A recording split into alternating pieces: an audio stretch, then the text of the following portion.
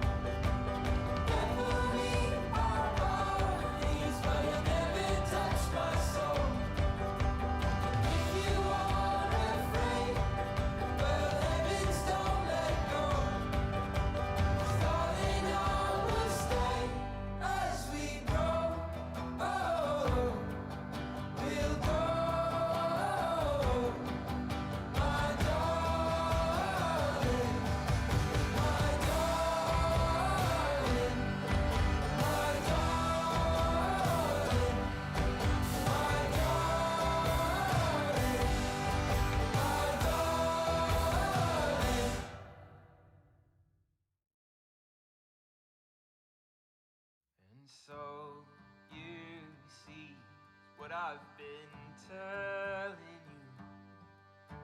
It's nothing like it seems.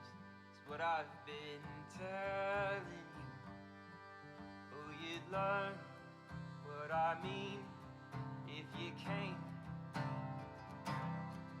But the risk, are you willing to take?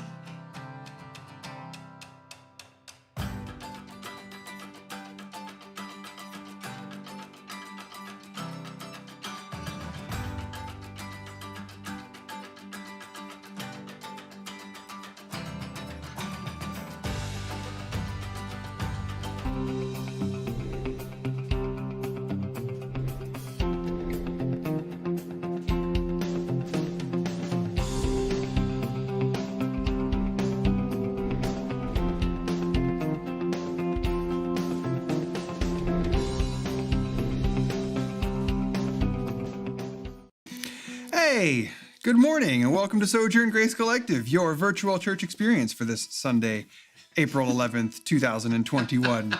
My name is Colby and this is Kate. We've gone real radio. I was about to say we've gone real radio, and right as I was saying that, Ben's like, what is this, NPR? So clearly you were coming off real radio. It's just Why did we natural go for fuzzy? me. I don't know, we went fuzzy and the microphone's causing a weird shadow on my forehead. So, cool. I'm going to fix Colby's that. gonna See that? spend See that all shadow? week trying to figure out. No. how to I'm going all to fix it right in this exact moment. Keep talking. You always do I know. that to I'm like, me. you've got this going. Talk while I fix things. It's a little better. Hi. All I want to say is hi. Hey, Happy good to morning, be with you Katie this morning. Moreno and Mercy Morgan and Kevin Lovely to Carlin see and you. Nan. Good morning, Melanie and Jesse. Why did I get that look? This will always be the weirdest. Do you guys have a discount code for Audible? Stop it, back So, row. if you type in Sojo Sundays on your Audible, Wait, what? All right, if you want to get the lyrics to 10% today's songs, you can go to sojourngrace.com/virtual. It's good to have you here. Hello from the DeHarts, Allison. Also, special shout out to Lauren, who loves this church. Well, Lauren, this church loves you. So that's a win-win right there. Our mission here is wholeness. Nora. Spiritual, social, and emotional wholeness. And we like to gather together with you live every Sunday morning here through the interwebs. And we're glad that you are with us. Welcome to Sojo.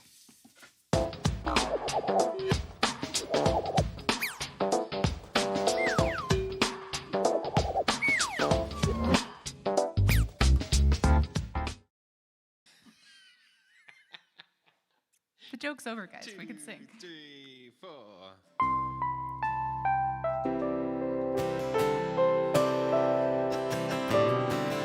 Sound you can turn on.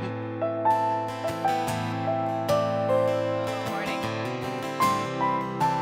That's true.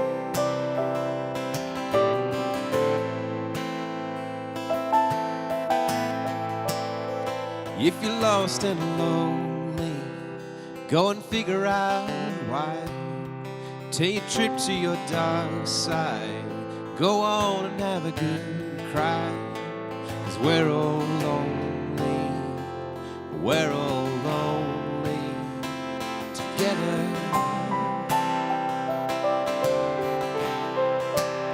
I wanna see your sadness. Wanna share your sins. Wanna bleed your blood. Wanna be let in. Don't we all just wanna be together?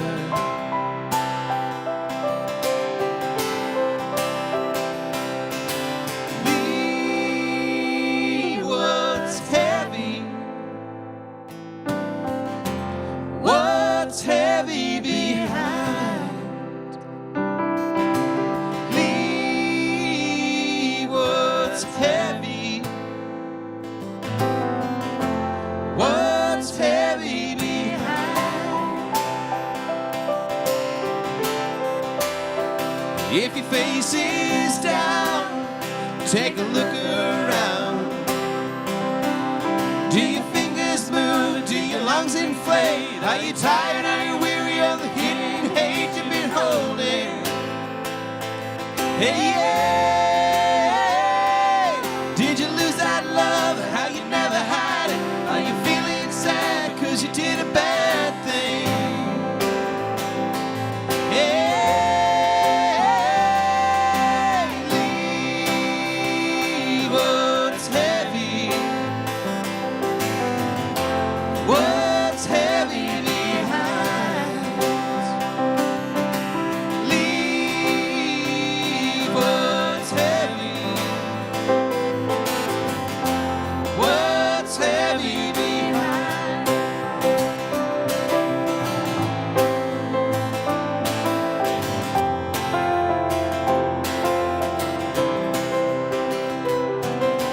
Are you feeling fearful, brother? Are you feeling fearful, sister? The only way to lose that fearful feeling, replace it with love that's healing. Are you feeling fearful, brother? Are you feeling fearful, sister? Leave what's heavy, what's heavy behind. Leave what's heavy, what's heavy behind. Leave what's heavy, what's heavy behind. Leave what's heavy, what's heavy behind.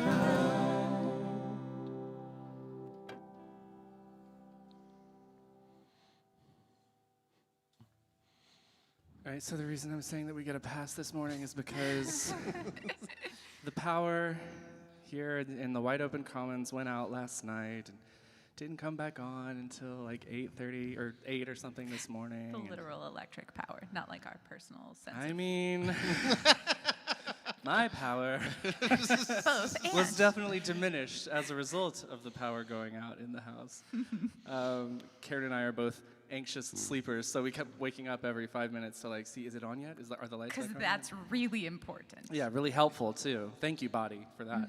Great. But anyway, so we're gonna do a new song now that is an old song, because if I'm gonna bring anything new to Sojo, you know it's actually gonna be a 90s CCM song that Naturally. we've rewritten some lyrics to, right? Like, so this song is a song called Clay and Water. It is by an artist by the name of Margaret Becker, who, FYI, just as an added bonus, is a total ally to the queer community now. Modern day Margaret Becker is, yay. But I don't know, is anybody else out there watching the Great British Pottery Throwdown? Is that the name of it? It's just us, I think. I mean, Okay. someone somewhere has to. Listen, if you have HBO Max, don't go buy HBO Max for this show, No. but if you have HBO Max, watch the Great British Pottery Throwdown, especially if you like Great British Bake Off, because it's the same thing just with pottery. Literally the exact same script, the exact same type of judges. It's like a carbon copy, but with pottery. Yeah. And it's a lot of fun. Anyway, we've been watching this show in the house, and every time it's on, this old song from my high school years plays on loop in my head. And so I finally dug it up the other day, and it's very much in the vein of that conversation we used to have in youth group about how we're the clay pots, we're the jars of clay, right? And the potter, God, is shaping us into the humans that he wants us to be. It's that, but also not. And I was actually really impressed with some of the lyrics, and just how Margaret was like almost there with the whole concept of, you know what, like this is self-work. This is work that I can do on myself. And so we tweaked a couple lyrics, and boom, we've got a brand new song for Sojo. That's actually a 90s CCM song. 'Cause that's what we do. We reclaim and we repurpose, right? And Both and. Transcend include. So transcend and include, yes. So we're gonna sing this old song, and I think the lyrics are there in the sheet if you're online.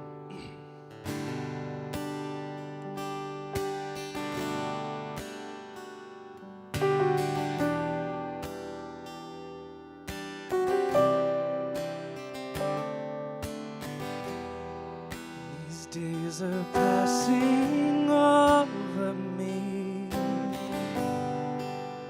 at the speed of light, standing in their shadow, silenced at the sight, like water on the wind. I sense the change to come, all that I've held in, like teardrops run.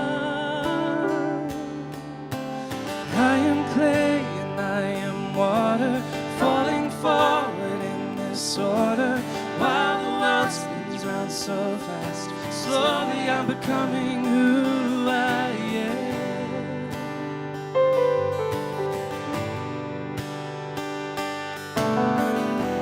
Nothing ever stays the same. The wheel will always turn. I feel the pressure and the pain, and all the lessons to unlearn. And like a beggar past, I stumble in the grace, reaching out my hand for what awaits. I am clay and I am water, falling forward in this order, while the world spins round so fast. Slowly I'm becoming who I am.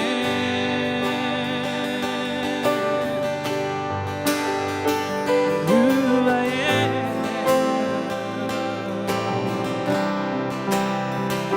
I will live from my heart, proudly bear my soul and all its marks. I will learn to trust my body and my mind, and learn to love the shape I find. 'Cause I am clay and I am water, falling forward in this order, while the world spins round so fast. Slowly I'm becoming who I am. I am clay and I am water, falling forward in this order, while the world spins round so fast. Slowly I'm becoming who I am. Becoming who I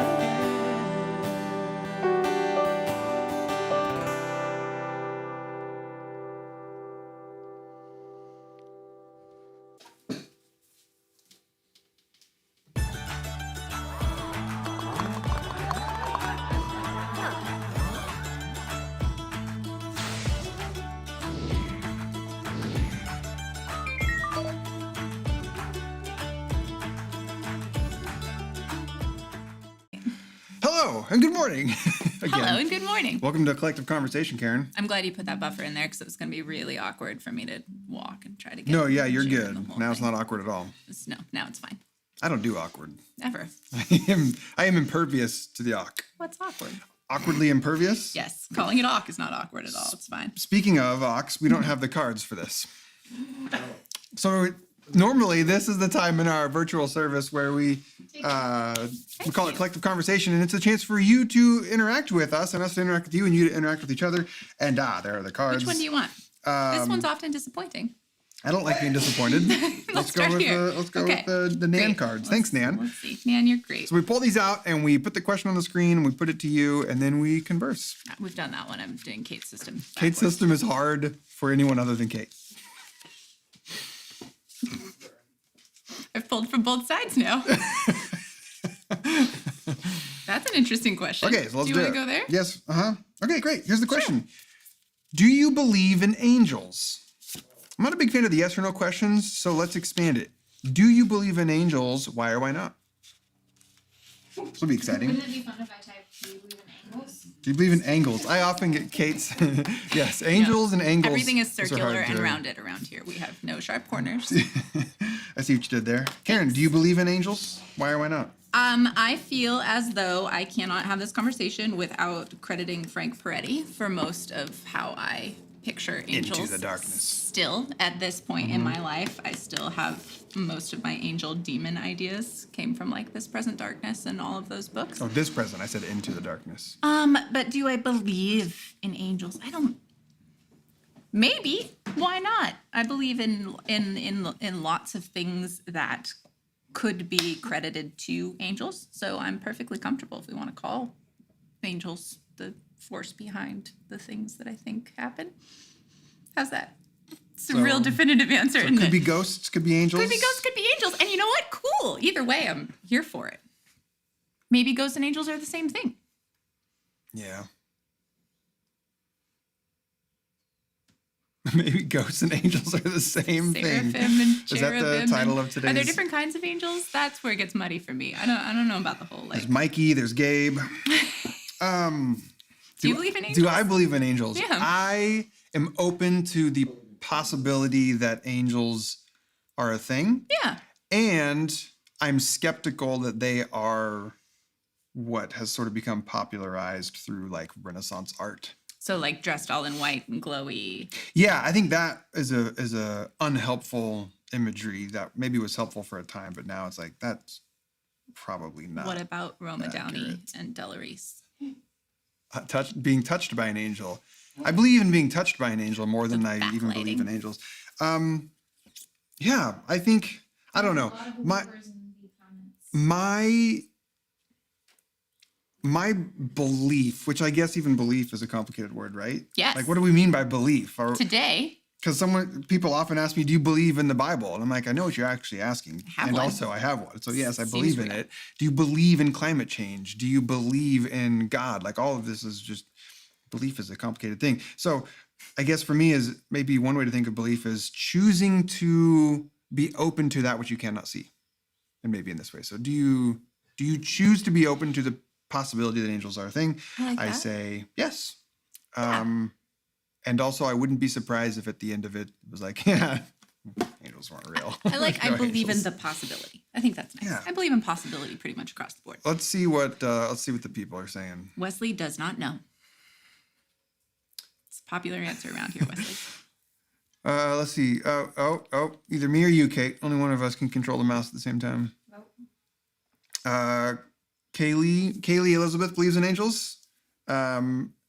Rochelle, yes, believes, and was visited by one once. Well, that helps with belief, I imagine. I like this from Mariana. My angels are my ancestors taking care of me. It's what I want to believe. I like that. Yeah, I like that phrasing. It's what I want to believe. Like Yeah. we're choosing. I believe to my be open to grandfather this. shows up as a snowy egret in my yard. So, I love like, that. I believe that wholly. So that's maybe an angel. Mercy's still traumatized by Frank Peretti. I know. You want to know the worst thing, Mercy? I did one of those things where you like write a number in the book and then you leave it in a coffee shop for someone to find with that book. You did that? Yeah. So That's I really fun. traumatized others. I liked the there Katie, was- yes, I felt the wind from angels' wings in a closed trailer. They kept me from falling off a tall ladder. Cool. That's a fun story. Jesse, welcome to my page. I'm glad to have you. But Sammy's like, not in the sense of angels helped me find a parking spot. Well, it'd be really funny if someone's like, I believe in angels because one time one helped me find a parking spot. I like the counterfactual to that. My story. friends have parking angels that they pray to. Are you serious? Yeah, and it seems to work. They get really good parking places. So I don't know. Call my buddy if you want her number. Message me and I'll hook you up with That's the, really the fun. direct line. Although you missed a pun somewhere. I did? It was Caleb. Caleb said, I believe in angles. Oh. Thanks for that fun spelling. I was just chalking you up to an angels sign. but Angles. Angels believer. Stephen confirms that Mikey and Gabe are the gay angels. I liked Alexa's fun. Doctor Who reference that she made, the no weeping angels, because those are real scary. Oh, I didn't know that was a reference to something. Yeah, Doctor Who, you know those. Who? It's cute. You know those the Doctor. You know those crying angel statues that are sort of just all over the world. Angels Yes, yes, looking yes. sad. There's Doctor Who episodes where if you look away from them, they like sneak up and attack you, and it's very, very scary. It's very scary. It's very scary. I don't watch scary Everyone things. agrees. Who I've ever seen. Karen made me watch it when I was high. Laura, this is All of those from our friend and elder Laura. I don't believe in angels in the traditional Christian way, but I believe in protective energy in a really loose way, with a lot of room for recognizing there's a lot I don't know. Yeah. I like that built-in buffer. I do there's, too. There's something else going on there, and if angels are the best words we have to describe it, then let's take it. Also, all of my favorite people need entire paragraphs to explain what they believe about a thing. Like anyone who's like fewer than 3 sentences, I'm like, yeah, I don't know. I need more. What else we got? Sharing trauma just like a good evangelical. Yes, that is. Daniel does not, but that's Mercy's comment, Ecam. I was trying to do Daniel's. No, Daniel does not. But if he gets compelling evidence down the line, he'd be willing to reassess. Oh, he believes in possibility. Yeah. So if you were falling off a ladder and a wind prevented you from that, then you would be like, maybe, Could be. maybe. Yeah. So we were all traumatized by either Frank Peretti or Doctor Who, is what we've learned. We've got that in common. And Angels is but no one really was traumatized by Della Reese, I think, because she's just the best. Yeah. Want to do one more? Sure. What do you got? I don't know. Sorry, let me try one from this deck. Yeah, Do that you seems- like that that one? seems- Seems like it's going to take Seems a Kate lot. the rest of her life to just type that, let alone us answering it. Oh yeah, I love this. What's something weird that you recommend everyone tries at least once? It's a good question. Yeah, I like that a lot, especially because I'm really Something excited to try weird. these things. I will try the things. So go ahead. Now's your chance. Give us homework. Do you have any weird things that you would recommend? Yeah, I'm thinking. Okay. If my dad says put cream corn in mac and cheese.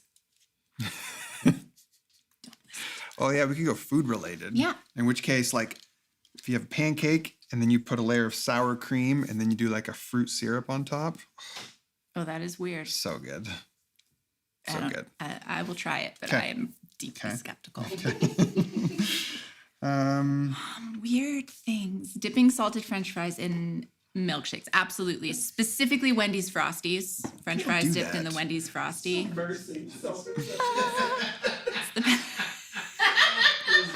what? Mercy Oh says my gosh, self-acceptance. that's brilliant. Self-acceptance, soup's weird, but definitely recommend trying it at Yeah. least once. Fries and vanilla ice That's cream. really good. Lots of French fry ice cream combinations, and word. I stand this entirely. Nora, See, my dad cutting says off all your hair. I don't know if I can do that, Nora. Do you see my father's mac and cheese and cream You corn? called that. You absolutely called that. I know. And I believe with the delay, there wasn't even him hearing it and then typing it. I think you telepathically knew that was going to I've met happen. him. Yeah. That's fantastic. I really appreciate that. Shower beer. New sentence, a beer in the shower. I've done shower beer. Shower beer is wonderful. Hot shower, cold beer. I steal eucalyptus clippings from your house and hang them in our shower and Also in our some hanging window. I right hang there them in your everywhere window. in our house. So I'm not pointing at their shower, by the way. taking your friends, your showers are right there. It's weird. Taking your friends' plants and putting them in your house. Spam and eggs. We're getting a lot of food related ones. I kind of like this. Did you see Peeling and eating an orange, or peeling and eating a cutie in the in the shower. shower? That sounds nice. Yeah, I like that a lot. Okay, this is not. I totally reject JC's proposition here. Oreos and bean dip. What? See, I mean, I know our philosophy here, Sojo, is that all belongs, but I don't know. but we they gotta keep have going. Oreo There's and bean dip. tortilla chips dipped in applesauce. We got peaches and I ranch. can accept. Oh, peaches and ranch. Surprisingly, it's really good. That would be surprising. That was surprising. I would be surprised. But have you ever tried? Anissa's still talking about oranges. Watching Birdemic, the infamous bee movie. That's funny. What? I don't know what's gonna happen there, but man. I'm here for it. I don't have any weird.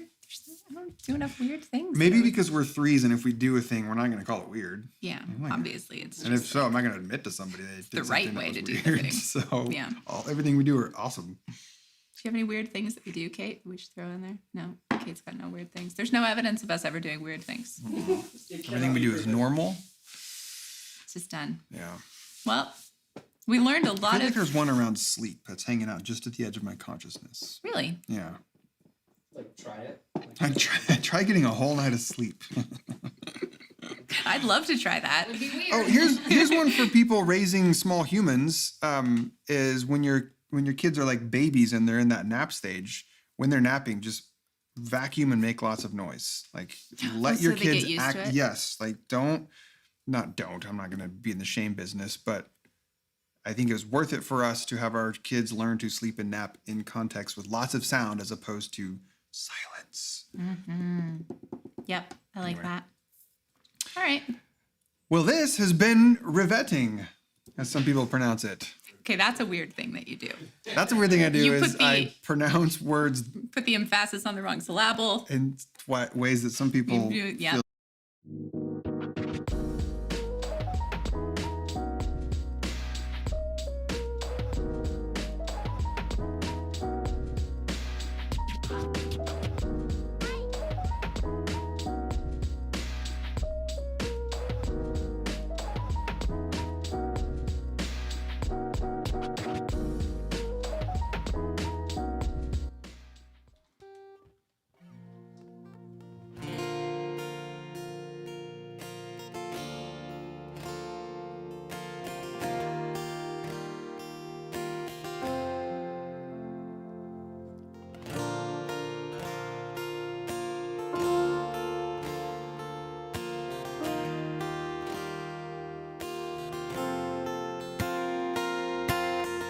Holy Spirit, I need your touch more than ever before. Oh Jesus, I need your love. I'm desperate for Holy Spirit. I need your touch more than ever before.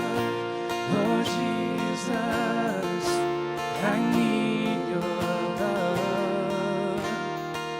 And I'm desperate for more when I feel your presence all around me. When I feel your arms as they surround me, yeah, yeah. Cannot hide my love, cannot hide my love. My feet will have to dance. Cannot hide my love, cannot hide my love. My heart will have to sing. Oh, Holy Spirit, I need your touch more than ever before. Oh Jesus, I need your love. I'm desperate for Holy Spirit. I need your touch more than ever before. Oh Jesus, I need your love. I'm desperate for more when I feel your presence all around me. When I feel your arms as they surround me, yeah, yeah, yeah. Cannot hide my love, I cannot hide my love. My feet will have to dance. Cannot hide my love, I cannot hide my love. No, no. My heart will have to say, well, your arms are too wide, your love is too strong. Oh, I cannot hide my soul. Your arms are too wide, your love is too strong. No, I cannot hide my soul. Your arms are too wide, your love is too strong. No, I cannot hide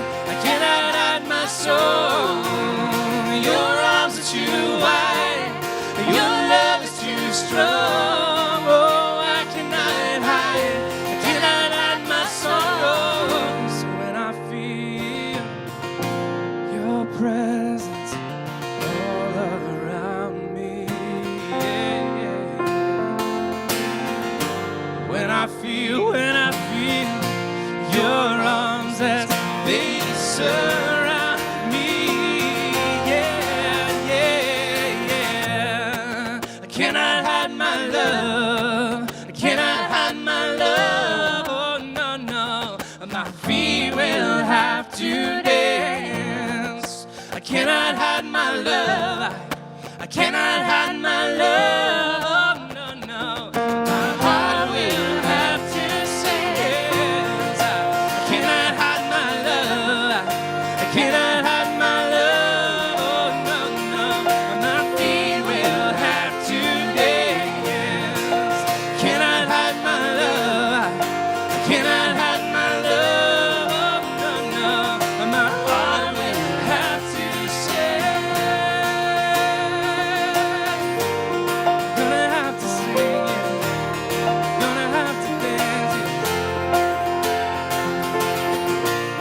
'Cause I can't hide my love. I don't wanna hide my love. Dances. Holy Spirit, I need your touch more than ever before. Oh, Jesus, I need your love, and I'm desperate for more.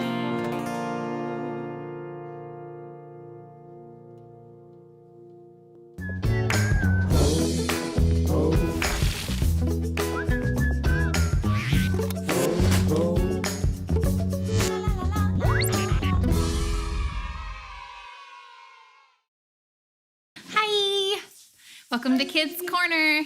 Hey, today I wanted to share with you that we have this section in our service that we call Kids Corner. And we do that because we want to make sure that we explicitly, very clearly name that there's space for kids at Sojo. And what I wanted to draw everybody's attention to today is that also at Sojo, we try to blur the lines completely between kid and adult and the space that we inhabit together. Meaning it's not just this little corner that kids get to have. You get to have the music and the collective conversation and even our spiritual nuggets. You get to just be with us in everything that we do, and you are already fully human as you are. And conversely, this space that we call Kids Corner is for the big kids, the grown-up kids. The grown-ups need this time just as much. So because I wanted to name that today, to be very clear about the fact that the kids are with us through all of it and the adults are with us through Kids Corner, I picked this book for that because this book is called a children's book. We call it a children's book, but it is my, as an adult, favorite book in the world, and it's a book that has brought me healing like no other book I've ever read in my life. Spiritual healing. A lot of the grown-ups here at Sojo have experienced spiritual trauma and upset and abuse even, and this book has brought me healing in that like nothing else I've ever experienced. And so I wanted to share it with everyone, for the kids and for the grown-ups, because maybe it'll bring you a little bit of healing too. It's called I Wonder. And it is written by Annika Harris, by the way, in case you couldn't see that. Okay. Just that title alone makes me very happy. I wonder, right? Okay. Eva loves to look for the moon. It follows her from place to place, disappearing behind trees and mountains, and then appearing again someplace new. So she says, "Look, Mama, there it is. The moon looks so beautiful in the sky. How do you think it follows us, Eva?" Eva thinks about it, but she just can't figure it out. "It's okay to say, I don't know," says her mother. "When we don't know something, we get to wonder about it. I wonder if the moon and the earth are friends," says Eva. Her mother smiles. "I like that idea."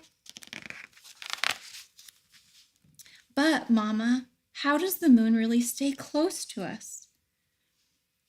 "There's an invisible force called gravity that pulls all things in the universe together," Eva's mother explains. "Gravity keeps the moon close to the earth, and it keeps the planets close to the sun, too. They circle around like this." Eva understands a little better, but then she starts to wonder, Mama, where does gravity come from? Where does gravity come from? I don't know, Eva. Nobody really knows for sure. And when no one knows the answer to something, it's called a mystery. A mystery is something for everyone to wonder about together. Mystery is when we get to all wonder together. How fun! Eva imagines herself wondering about gravity together with all of the people in the world.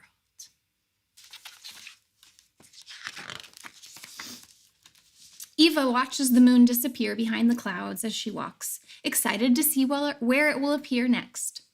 How many grains of sand are in the whole world, Mama? I wonder about that too. There are trillions and trillions of grains of sand, but nobody knows exactly how many. Eva tries to think about all the sand in the whole world. It feels so big that I can't fit it all in my imagination.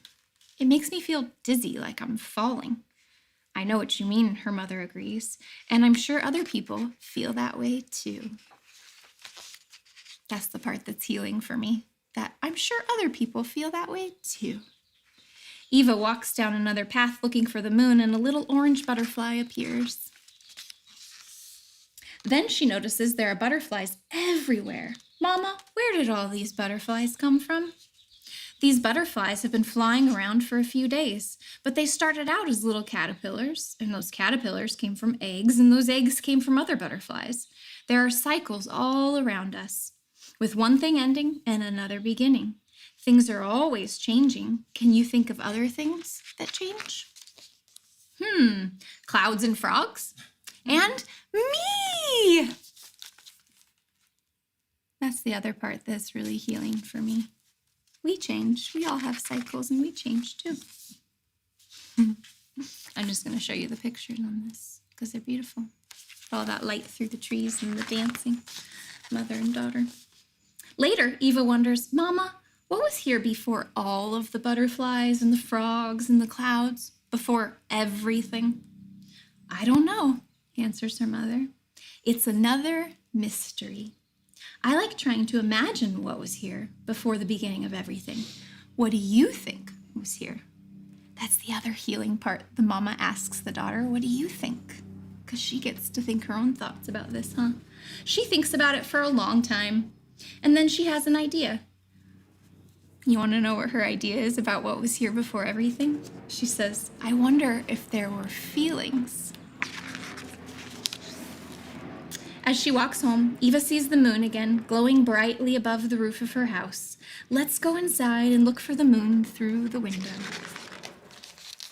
We live with some big mysteries. When we come upon one, we're given a little gift. Every mystery is something for all of us to wonder about together. What do you wonder about?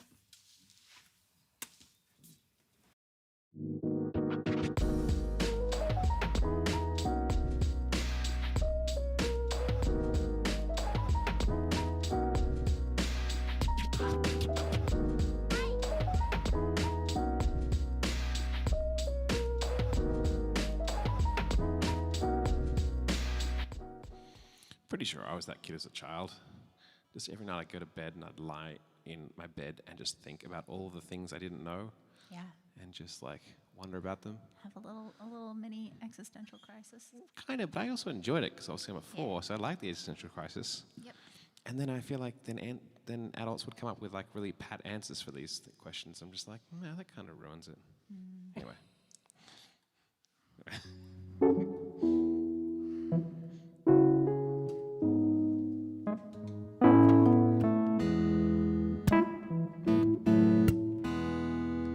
There's a world at war, caught in suffering, silent casualties. Oh God, grant us peace.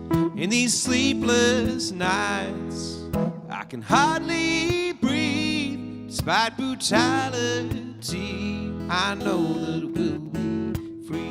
I know that we'll be free. Let the light in, keep it shining. Let it break into the darkness. For the love dares us to see. We'll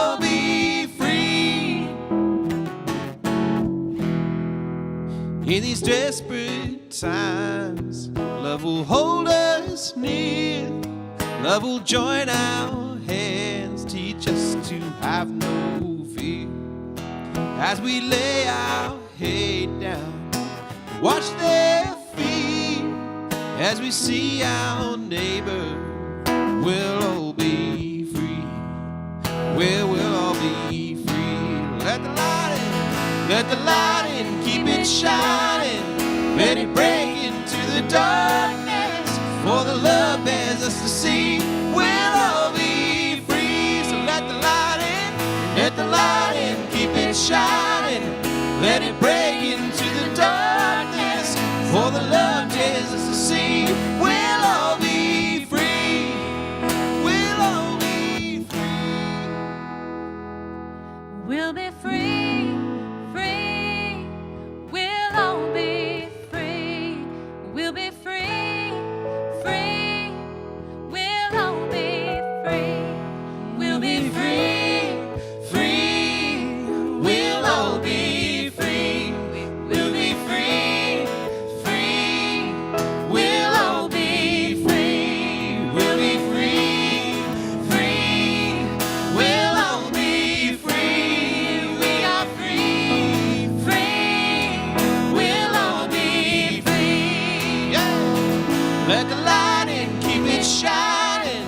Let it break into the darkness. For the love dares us to see, we'll all be free. So let the light in, keep it shining. Let it break into the darkness. For the love dares us to see, we'll all be free. We'll all be free. We'll all be free.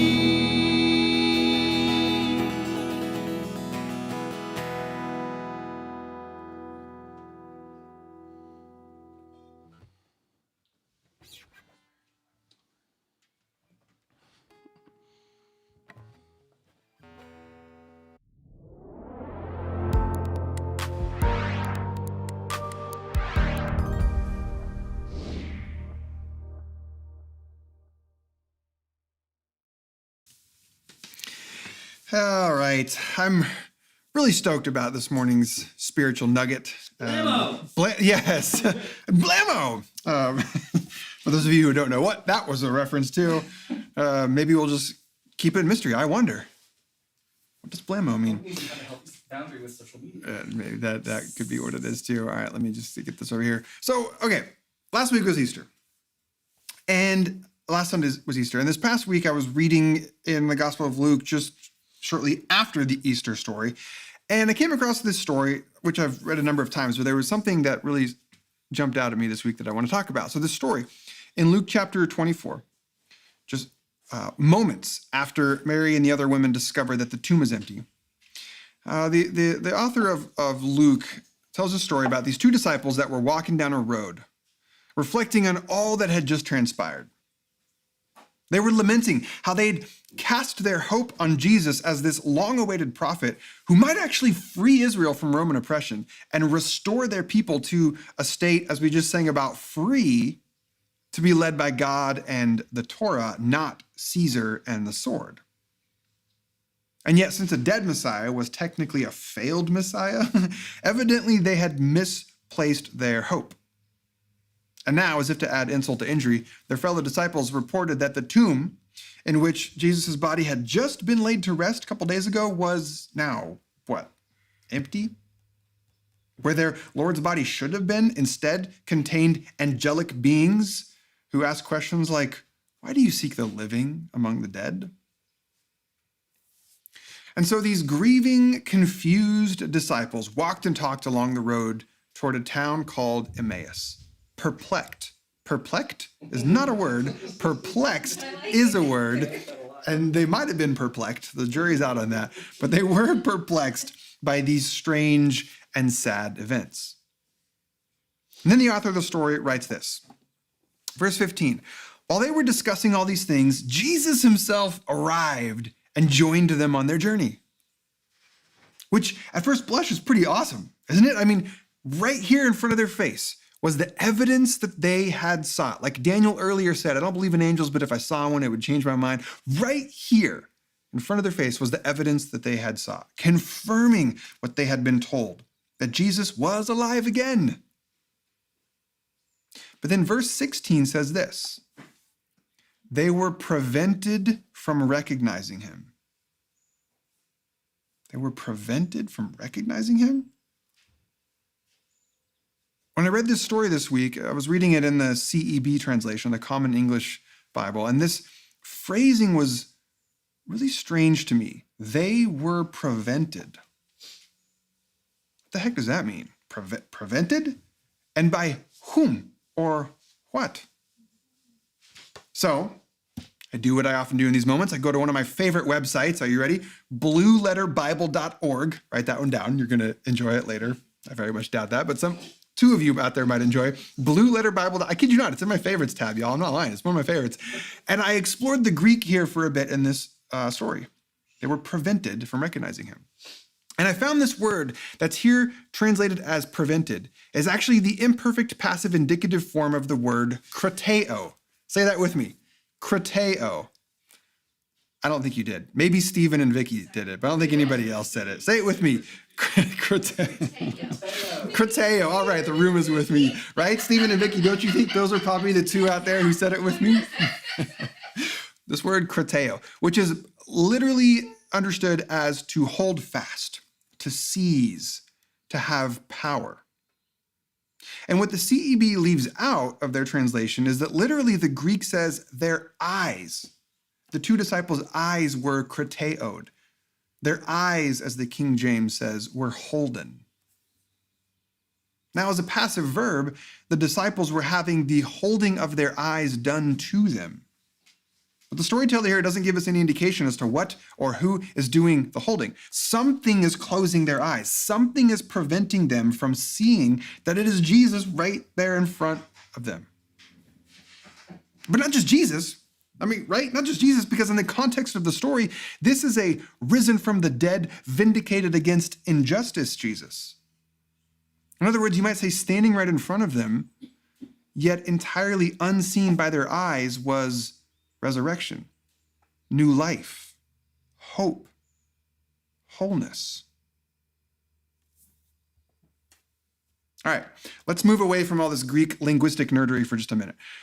What I'm hearing in this story is a situation in which a couple people smack dab in the middle of traumatic loss and complex confusion are literally standing nose to nose with the very truth that could help bring their healing to their suffering and clarity to their confusion, and yet they do not see it. Or they cannot see it. Y'all, this for me is not just a story that may or may not have literally actually historically happened some 2,000 years ago. Kind of indifferent towards that. But for me, this is a story that literally happened to me last week. And actually, if I'm being honest, is a story that happens to me often. What do I mean by that? I mean, on not an infrequent basis, I find myself stuck in moments of pain, confused because the stories that I tell myself in my mind are conflicting with the data coming in from the outside, and I might have truth standing literally right in front of my face, but I cannot see it. Or more accurately, I see it, but I don't recognize it as such. Though I'm looking right at it, I'm simultaneously blind to it as my very path to freedom, as the road back to my wholeness, back to connection, back to myself, back to God. Now, sometimes, by the grace of God, I'm able to break through that unrecognition and find the path. But it always takes me some time. Of course it does. Ideally, it's within a matter of minutes or maybe hours. Sometimes it might take days. But what I've found is that when I can break through and see the truth that sets me free, I can reflect back on the moment when I was stuck in the pain, stuck in the confusion. And I'm telling you, it feels like I was being held back. It felt like something was preventing me from seeing. So when I read this story about these disciples and I read this sentence, they were prevented from recognizing him, or as the ESV puts it, their eyes were kept. I'm like, oh yeah, I get that. I know what that feels like. I know what it feels like to see something or someone, and part of you is like, there's my path out of this. I can see it. There's my ticket to freedom. That's how I can get out of this fight, flight, freeze response that I'm currently caught up in, and yet simultaneously feeling like something is holding me back. Something is krateoing me. Something has power over me. Yeah, I know what this feels like. So, in the next few minutes that I have with you, if it's helpful, if any of you at all can relate to what I'm talking about, this experience, I'd like to share with you obviously, I'm a preacher, 3 thoughts on what I've learned about the various forces, you might call them, that all conspire to krateo me, to hold me back from following a path out of my pain and toward wholeness. The first force I'll call this. First force is old trauma stored in my body. This is the first force krateoing me.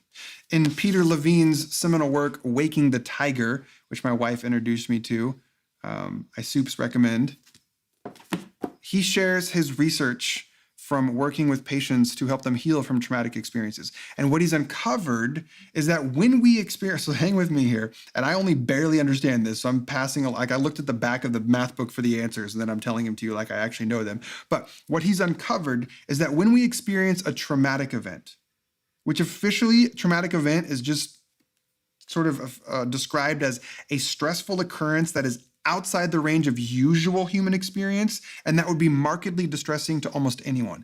And I really like that last phrasing, to almost anyone. Like, yeah, it would make sense that this would be super stressful for you because it would be for anyone. Don't take your trauma so personally is kind of how I want to say that. Like, anyone would be impacted by that experience. So what we do, or what all animals do when they're in this traumatic moment, is they enter into a survival state. And we know this as fight or flight. And then Peter's definitely helped us understand freeze as a mentality. And then later research has identified another response, to fawn, which is like to make your predator like, oh, like me, so you don't eat me. What Peter's work shows then is that in the animal world, the animals properly execute the full response to this, the full fight or flight or freeze, whatever it is. They execute start, middle, finish, the whole process when they're faced with danger. And therefore, there's no lingering trauma after the event is over in the way that humans uniquely do. You and I, we experience trauma, and if it's not properly processed and gone, if we don't go all the way through it, then it actually gets stored in our nervous system. We get frozen, if you will, in that moment of trauma. Our nervous system gets frozen, and it leaves us subject to things such as PTSD throughout our life. Now, if you're like me and you hear trauma, you hear PTSD, you think those are really only for extreme circumstances like soldiers and war. But no. It's far more true that we all experience traumatic events in our own ways simply by virtue of being a human being on this planet. And if our trauma gets stored in our nervous system like this, and this is certainly true for me, then when it gets activated or when it gets triggered, then we instantly return to that fight, flight, freeze response. And I think in this way, you might say our unprocessed trauma stored in our body krateos us. It holds us back from seeing the potential for new life, even if it's right in front of us. The second force that prevents me from seeing is fear. More specifically, though, fear of the unknown. Even though I can sometimes identify that I'm stuck in this moment of pain or trauma response, there is nonetheless a degree of familiarity to that space. Can I get a witness? Amen. There's some familiarity there. Like, I know it. Like, no, this isn't where I want to be. This isn't helpful. But at least I recognize it. At least it's familiar. And it feels really scary to venture away from it. I remember a couple years ago at Sojourn, I gave a message about this rather peculiar interaction between Jesus and his friends, just moments after Jesus calmed the storm that threatened to capsize their boat. Do you remember this story? And it was actually after the storm had been calmed, after the waves had settled, after the threat had passed, when Jesus turned to his friends and said, "Why are you guys so afraid?" And my takeaway from that story is that sometimes we actually prefer the storm to the calm because at least we know what to expect. We're used to the storm. And so the fear, the sense of uncertainty about what might lie on the other side of our suffering, I totally think this can act as a force that holds us back, even if it means we end up staying stuck in our pain. And then finally, the third thing that I feel sometimes acts as this krateo force holding me back from pursuing a new path toward wholeness is pride, for lack of a better word. Pride. More specifically, though, it's my refusal to accept that there are things that I don't know. There are things that I have yet to learn still. And there are things that others might be able to help me understand.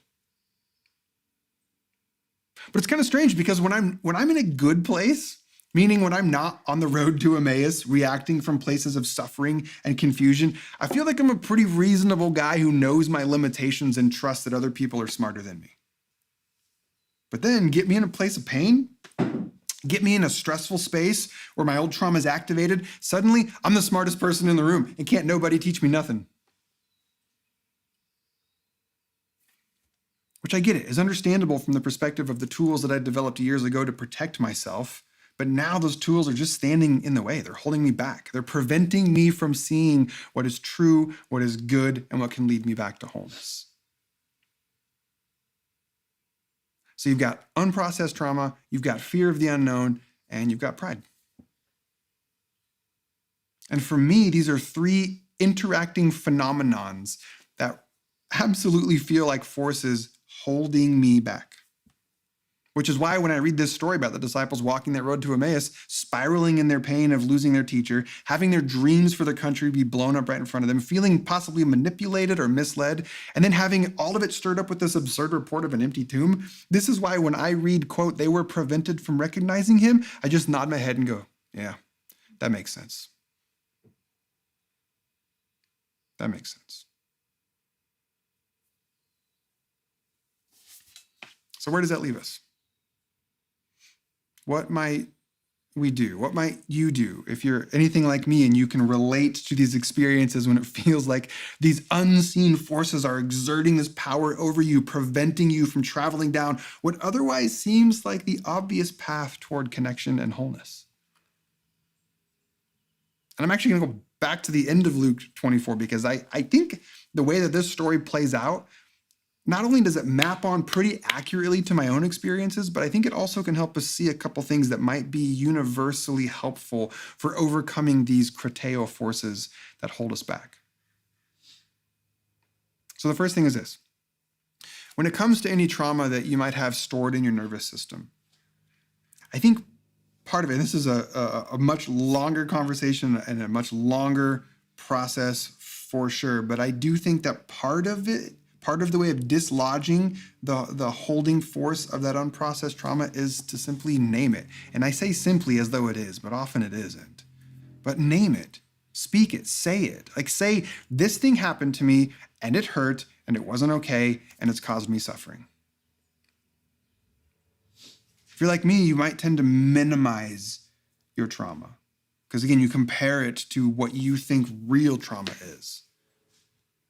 Not super helpful, by the way, because your body only knows what you've ever experienced, so it doesn't have anything to compare it to. Name it. This might be to a therapist or to a close friend or even to yourself. I'd recommend maybe not to strangers on the internet. But I notice how in this store, thanks Ben for that chuckle. I notice how in this store, either you're chuckling or you're coughing, I'm not sure what it was. I took it as a chuckle. But I notice how in this story, Jesus, who was at this point still unrecognized by the two disciples, says to them, "Hey, what are you guys talking about? Why the long faces?" And then they go on to name what had happened. They tell him, They talk about how this dude from Nazareth, like Morpheus was to Neo, they hoped he was the one, but then he was killed and crucified. And now they're being told about angels announcing he's alive again. Like they named it. In other words, when Jesus said, hey, are you guys okay? What's wrong? The disciples didn't just say, I'm fine. We're fine.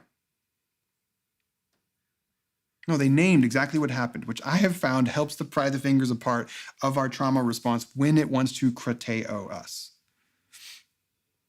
Second, regarding the fear of the unknown, this fear of maybe taking a different path instead of repeating the patterns that you've so regularly dug in the terrain. I'm struck by how the entire story in Luke chapter 24 begins with two friends walking down a road together. And as simple as this is, part of what I see here and part of what I've noticed in my own life is that I have to want to get better.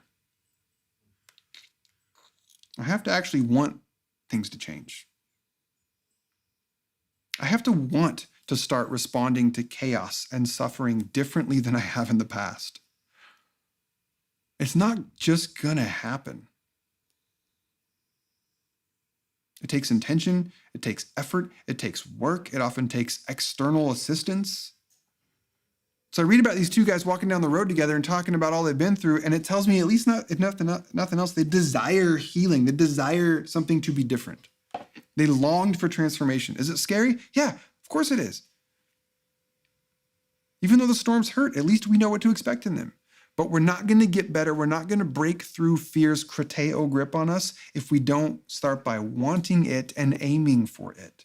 And then finally, the last thing that jumps out on this story to me, and this I think is my favorite, is how the two disciples, they stuck around and they listened to Jesus. Check this out. In verse 25, just after the two guys recounted to Jesus, again, still unrecognized to them, they told him all about what happened. Then in verse 25, Jesus says this, "You foolish people, your dull minds keep you from believing all that the prophets talked about." Verse 27, "Then he interpreted them for the things written about himself in all the scriptures, starting with Moses and going through the prophets, etc." And so these two guys were stuck. Here's the point I want to make here. These two guys were stuck. They were frozen. They were in this pain and confusion, and they could not see the resurrection. They could not see the path to life and wholeness that stood right in front of them. But Jesus was there, ready and willing to help, ready to show them the way, ready to help them see themselves better. Now, I mentioned a minute ago how I often notice that it's pride that holds me back from moving through these moments of pain and chaos.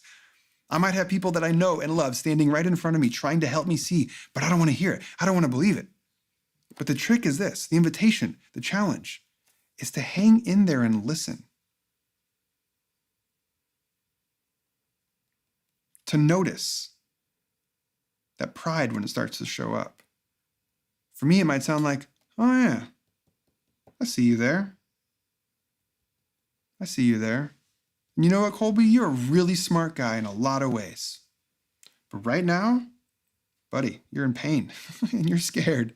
Can you maybe use all those smarts you know that you have to admit that when you're in this state, you're actually less smart than you think you are? So like maybe don't leave right now. Maybe stick around. Maybe hang in there and listen and trust that this person right in front of you is actually trying to help you and they might actually know the way. This is my favorite part of the story. Right after Jesus responds to their pain with his words of insight, you see it on the screen there, "You foolish people, you dull minds." Right after this, verse 28, they finally get to Emmaus and Jesus was about to go on ahead, but they urged him saying, "Stay with us." And they shared a meal together.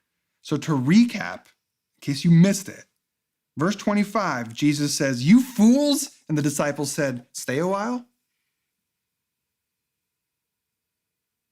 "You fools, would you please stay? Stick around. Tell us more."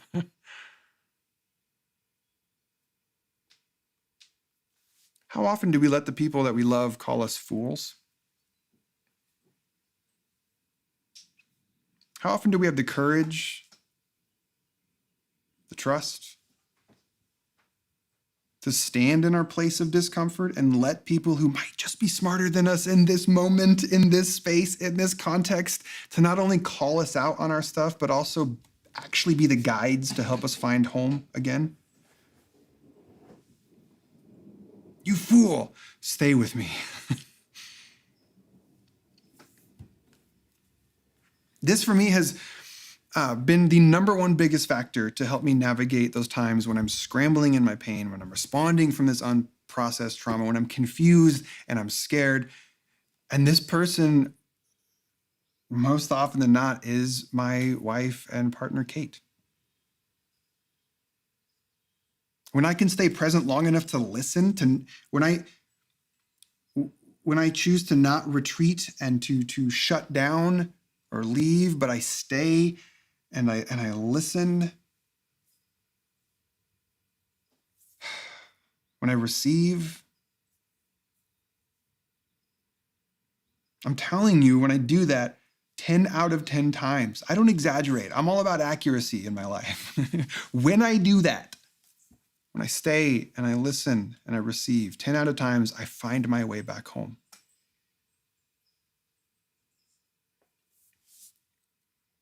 And this, in this story, for me, is what the disciples did. You fools, stay with us. Stick around. Let's eat. And then the story ends with this detail. Verse 30, after Jesus took his seat at the table with them, he took bread and he blessed it, he broke it, and he gave it to them. And then verse 31, their eyes were opened and they recognized him. Their eyes were opened. This is the inverse, the opposite, the undoing of verse 16. In the beginning, they were prevented from seeing the truth, seeing resurrection, seeing a path toward wholeness because of their trauma and fear and pain. But they named their pain, they set an intention to grow and find healing, and they stuck around long enough to learn from someone who could help them. And as a result, these forces that curtailed them fell away, and they could see. Can I pray for us?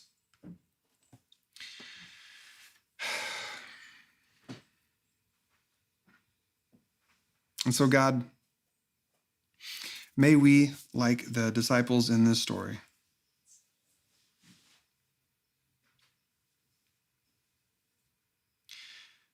may we be aware that there are moments in our life when we will be at a loss, when the disappointment will crush us, when our unmet hopes and dreams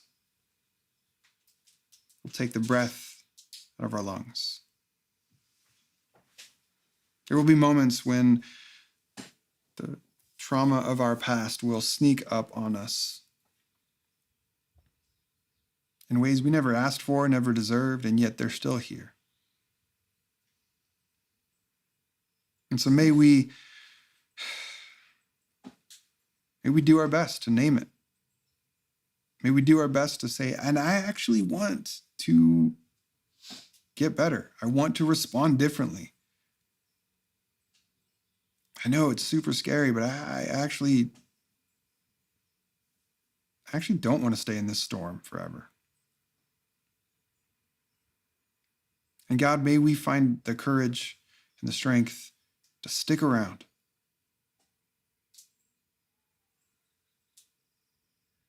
And may I have the memory. It's like, Lord, I believe, but help my unbelief. I believe that the path towards this is to stick around and to listen and to receive. And yet I continue to have these responses of fleeing and feeling like I know better. I believe this now. Help my unbelief when I'm in those moments.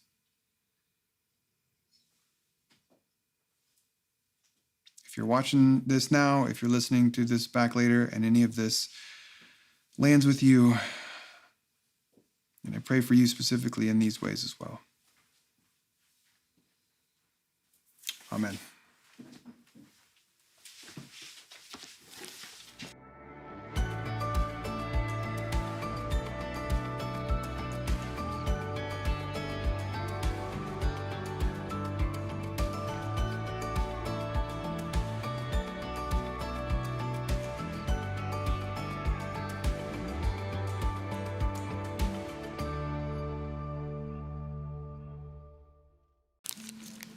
I brought you choices. Oh, I like choices. I'm gonna go with peanut. And I'm Sweet going and salty. bloobs. Oops. That's what you call them. I don't like And it. you did. I was kind just of like, repeated I was a it. little proud of you, and yet you're not proud of yourself.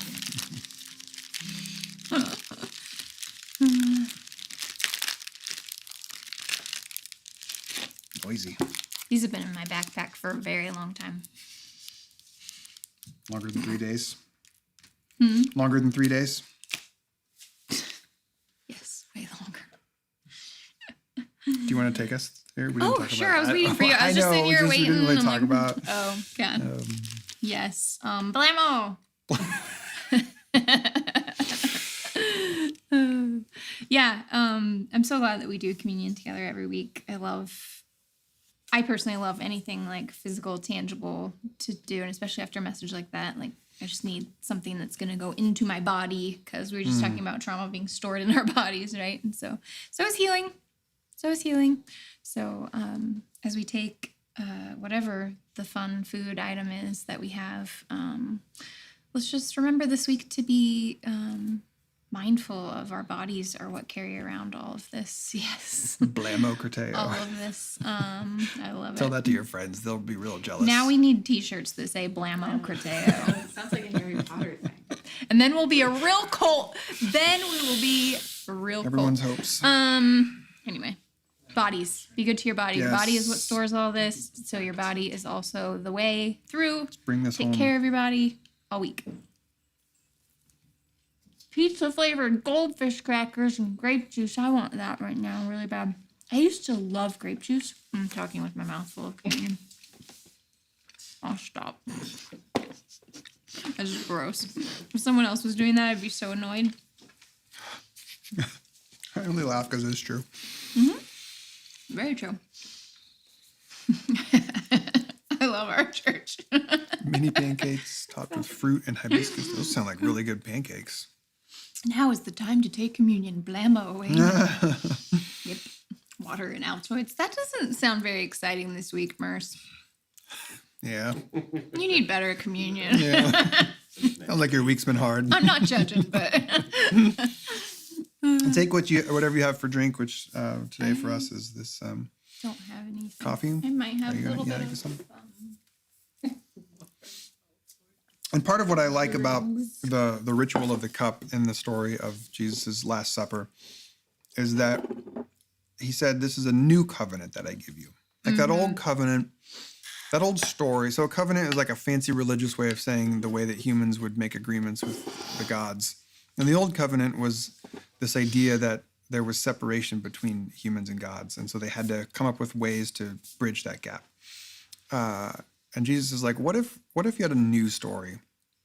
One where it was written on your heart. And you knew that in the deepest part of you, you actually accepted that you are not separate from God. And there's nothing you have to do to bridge any gap because there is no gap. So I just love that part of the new covenant language. They can trip us up sometimes because of its religiosity. But as you take this morning, remember that though Jesus called it a new covenant, it's really as old as time itself because it's always been true. And like this message to me this morning is new for me every time I go through it, even though I know it all. It feels new. And so take this morning and know there is no separation between you and God. I'm going to pretend to drink. What's at the bottom of my cup is really gross. I'm not drinking that. Are you saying you're just going to go through the ritual empty? I like that. Okay, we love you. Got another song? I presume? Yeah, I have two very important thoughts. The first is that Blammo Corteo sounds like the Harry Potter spell to remove the trauma vision from someone and allow them to see what's in front of them. So that's great. The second is that we don't ever know what the sermon is really, except for rare occasions ahead of time when we're picking the songs. And so my favorite, in my wild and myriad definitions of what God is at this moment in my life, one of my favorite things that God is when the songs and the message and all of the things just sort of all line up anyway, even though no one's talked about it. And I love that we're singing this song. I think it's perfect.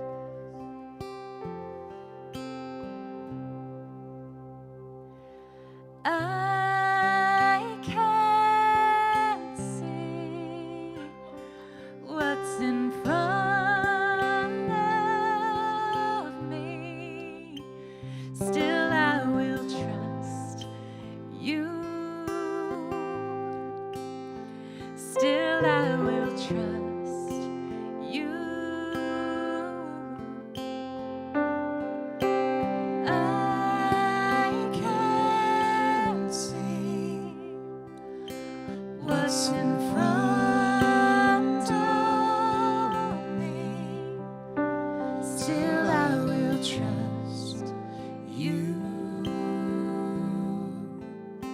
Still I will trust you. And steady heart that keeps on going, steady love that keeps on hoping, lead me on. And steady grace that keeps forgiving, steady faith that keeps believing, lead me on. Though the sky is dark and the wind is wild, you'll never leave me. You'll never leave me. And though the night is long, there is a coming dawn. The light is breaking. The light is breaking.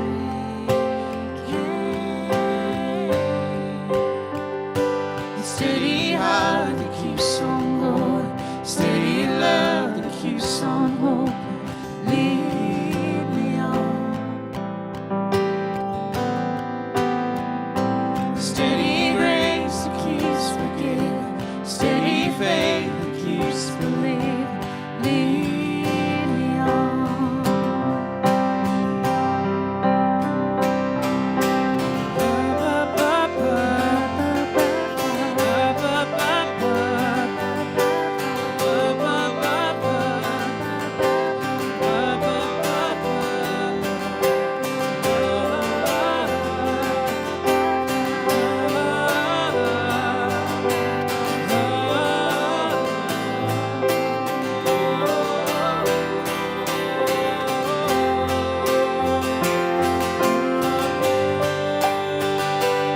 Steady heart that keeps on going, steady love that keeps on hoping, lead me on. Steady grace that keeps forgiving, steady faith that keeps believing, lead me on.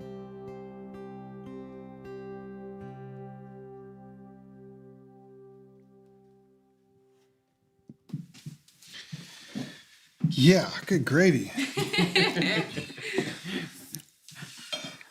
Karen said that sweet little thing, and I was like, oh, that's pretty. That's beautiful that she said that. And then she sang the first line of the song, and I'm like, I've been sitting there listening the whole time going, oh man, this song is going to be a good one for this. In the meantime, I'm trying to search this song called "I Want to Be Well" by Andy Gallagher. Oh. I want to be well. Yeah. Andy Goldhorn. I got to listen to that. Incredible song. Okay, friends, we got some house notes. House. Get in early. I like that you tried to sneak it in before. Yeah. So this cuts our brains off. Because your brain's off. Well, my brain is stored up here. Okay. So then Like we did just that, I brain wouldn't squat. say my brain. What is our first one? Oh, yes. Joybox. Woo! This is the chance for those of us who believe and support the mission of wholeness to do so through financial contributions and being a donor of Sojourn Grace. You can go to sojourngrace.com/donate or you don't have to do both. Was weird. Or you can Venmo now at Sojourn Grace. And this is the way that if you want to support the work that we do here and continue to see it exist in the world as we help people find and foster spiritual, social, and emotional wholeness, then you can do that at those links. And for those who don't know why people wooed when I said that word, it's because that's what we used to do in person. That's the rule. We're going to have everybody film a woo now, and you're going to put together that video? Not a bad idea. Tell you what, if we hit year 3 of virtual church. I think now that they that's know not it's gonna the rule, you should give them one more opportunity Okay. One more opportunity to woo? to practice. Oh, to practice. Okay. So that was the announcement for the Joy Box. Woo! See, it's easy You and fun. did not want to do that, and you didn't even do it. I think someone needs to have Monopoly money if we do film video and just start going like this. Love it. And then, Kate, you got another one for us? My favorite friend. Small groups. Go ahead. Yo, I'm so excited because we're trying to. So, if you got the newsletter that came out on Friday morning, we're trying to figure out this whole, pandemic is shifting, what's Sojourn doing, and there's a lot to it, and I promise to keep keeping you informed. But for now, we are staying virtual for our Sunday morning gatherings. But we also don't want to just stay stagnant doing what we've been doing because things have been shifting in the world, so we got to shift too. And so small groups are a great thing for this phase of pandemic, especially because so many of y'all have gotten fully vaccinated, which is so exciting. So I put out a short, just small group options survey. It was created very specifically to get the exact information I needed. I know some of y'all were like, well, it wouldn't let me choose. I know that was purposeful because I got exactly what I needed. So thank you so much for filling that out. And in that survey, I learned that so many of you are vaccinated and so many of you want a fully vaccinated small group, which is just so beautiful. And it made me tear up thinking about that, picturing y'all hanging out. And Laura, who's on our board, came up with the beautiful idea of once we get these small groups going, having little snippets of them, little video clips and photos to share on Sunday so we can all see each other hanging out in person. And I just think that's going to be a beautiful new step for us. So there will be small groups for those who are fully vaxxed to be together. And then there will be outdoor masked small groups because that's a thing we can do as well. And then we're going to plug in virtual peeps everywhere we can in those. So that because a lot of y'all who are just strictly virtual because of where you live want to be part of the small groups. So we are going to make, like you. So we're going to make that happen, and I'm really excited about it. There'll be a book that every small group is all going through so that we're all doing the same thing to continue to kind of have that we're all together feel. And it will be a book that comes with a discussion guide already and has a leader's version so that whoever's leading it, it's easy peasy. So if you want to be a leader, contact me, kate@sojourngrace.com. Email me, let me know if you're into it, especially if you're a fully vaxxed person who wants to lead that fully vaxxed group. I think I might lead the outdoor masked one. But anyway, we're going to make this happen. It's happening. So stay tuned. And if you are not yet signed up for our newsletter, that is a place where a lot of good info is going out right now, especially as we're moving through these phases. That's where everything's going to be. So if you don't even know what I'm talking about right now, get on the newsletter. How do people do that? They just go to our website. SojournGrace.com. Right there on the webpage. If you scroll a bit, there'll be a chance to sign up for the I've been newsletter. Including stories from folks about how they found Sojo and their own little spiritual journey. So last week's Friday's newsletter had Bridget's story in it, which was really beautiful. So you want to get those. They're fun. And y'all, I sent that out in like an hour and a half after blasting that out in the email inbox. The survey was like, all these responses. And I was like, wow, people really want small groups right now. Like a sound effect. That's how a survey goes. Anyway, I'm excited. They told me. I think that's all I had to say.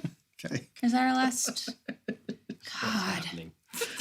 When I goof around during your seriousness, you get so mad, and then true. you do it. That's not so true. Bad and that is true. I stay locked on focus because it adds to the hilarity of it all. You gotta have the straight face one. No, you get mad. All right, is that the last house note? Yes. Nope. Yes. That's not like Joybox where you have to do it. Woo! It's our whole job back I think here. it is actually It's like the that. whole I think second we've row job. trained- The Pavlovian response are strong with these ones. Okay, this is our benediction. This is the thing we invite us all to embody as we go forth from here, to be brave because we are loved children of God. Nothing can take that away from us. And also to be kind because everyone else also is a loved child of God. Not everyone else is kind. So yeah, that's true. So thank you, Callie, for leading us. Facts. Oh, no, not Callie. Yeah, there we go. Because you're a child of God. Oh, Jesse was on it. Oh, well done, Jesse. Because so is everyone else. Nice anticipatory Well done. Wow, commenting there. that worked out. Yeah, was. you That was guys awesome. really We love good. you. Have good weeks. See you the next time we see you. See you the next time. Did that See you. end the book? Oh, I no. feel like it's just. Oh, we're The still button. here. Making it awkward. The button has always worked. In a world full of buttons that haven't worked, that one has always worked. Because I said that thing earlier about making the transitions awkward, so it just is giving me Here we are. airtime now. Like, do my little Awkward thing. transition. Can't even see the screen from here. Where Do you is wanna the keep closing hanging out with video? us? I don't even see it. Maybe it got deleted. Hello and welcome to the Sojourn Grace after show. Oh, I'm on it.